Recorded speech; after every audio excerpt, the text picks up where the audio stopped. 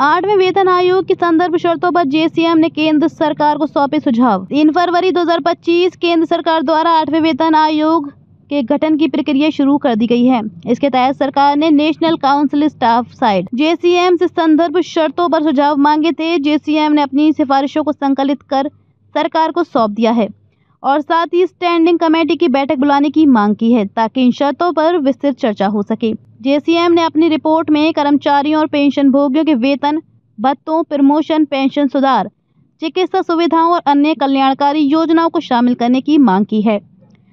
8वें वेतन आयोग के लिए जेसीएम की मुख्य मांगें: वेतन, भत्ते और पेंशन से जुड़ी समीक्षा।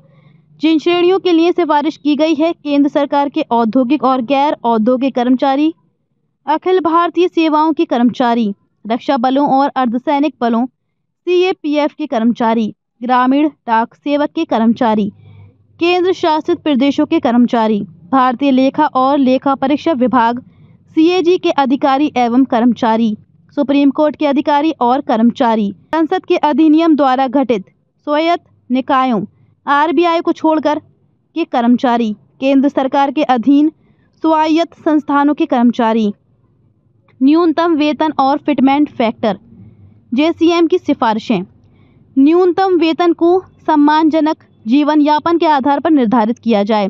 डॉक्टर अक्रोइड फॉर्मूले को संशोधित किया जाए ताकि वर्तमान जीवन शैली की जरूरतों को ध्यान में रखा जा सके। परिवार इकाई को 3.6 माना जाए, जैसा कि 2019 में श्रम मंत्रालय की विशेषज्ञ समिति ने सिफारिश की थी। फिटमेंट फैक्टर को 2.85 से 3.0 के बीच रखा जाए, जिससे सैलरी में 30 से 40% की बढ़ोतरी हो। एमएससीपी स्कीम में संशोधन। जेसीएम की मांगें: एमएससीपी में न्यूनतम 5 प्रमोशन की गारंटी दी जाए। लेवल 1 को लेवल 2, लेवल 3 को लेवल 4 और लेवल 5 को लेवल 6 के साथ मर्ज किया जाए। प्रमोशनल पदानुक्रम को स्पष्ट किया जाए। महंगाई भत्ता और अंतरिम राहत। जेसीएम की सिफारिशें: महंगाई भत्ते और महंगाई राहत को मूल वेतन में मर्ज किया जाए।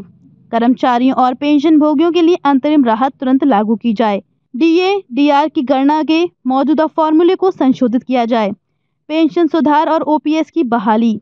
जेसीएम की मांगें: सीसीएस पेंशन रूल्स 1972 अब 2021 को बहाल किया जाए। 1 जनवरी 2004 के बाद भर्ती हुए सभी कर्मचारियों को पुरानी पेंशन योजना ओपीएस का लाभ दिया जाए। 12 साल बाद पेंशन का परिवर्तित हिस्सा पुनः बहाल किया जाए। हर 5 साल में पेंशन में वृद्धि की संसदीय समिति की सिफारिशें लागू की जाएं। भूतपूर्व और भावी पेंशन भोगियों के बीच समानता सुनिश्चित की जाए। सीजीएचएस में सुधार और कैशलेस चिकित्सा सुविधा। जेसीएम की सिफारिशें: सभी कर्मचारियों और पेंशन भोगियों को कैशलेस मेडिकल सुविधा दी जाए।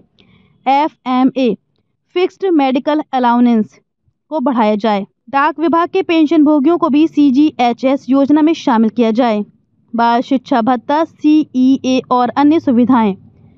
जेसीएम की सिफारिशें: बाल शिक्षा भत्ता, सीईए और होटल सब्सिडी को स्नातकोत्तर स्तर पोस्ट ग्रेजुएशन तक बढ़ाया जाए। ऐसे भत्तों को पुनः लागू किया जाए जिन्हें समाप्त कर दिया गया है। रेलवे, रक्षा और अर्धसैनिक बलों के लिए विशेष प्रावधान। जेसीएम की सिफारिशें: रेलवे कर्मचारियों को जोखिम और कठिनाई भत्ता दिया जाए। रक्षा नागरिक कर्मचारियों के लिए स्पेशल रिस्क अलाउंस, बीमा कवर और मुआवजा सुनिश्चित किया जाए। 8वें वेतन आयोग से संभावित वेतन और पेंशन वृद्धि। संभावित वेतन वृद्धि फिटमेंट फैक्टर 2.85 के आधार पर।